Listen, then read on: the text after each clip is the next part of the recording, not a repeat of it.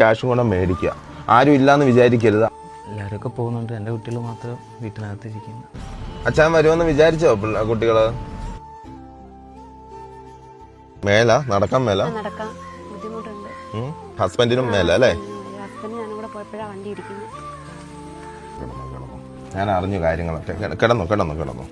ഞാൻ കേട്ടു ഭക്ഷണം വരെ അയലോക്കത്തുനിന്നാ കൊണ്ടുവന്ന് വരുന്നതെന്ന് കേട്ട്. അപ്പുറത്തെ ചേച്ചിയൊക്കെ എല്ലാവരൊക്കെ പോകുന്നുണ്ട്, എൻ്റെ കുട്ടികൾ മാത്രം വീട്ടിനകത്തിരിക്കുന്നു.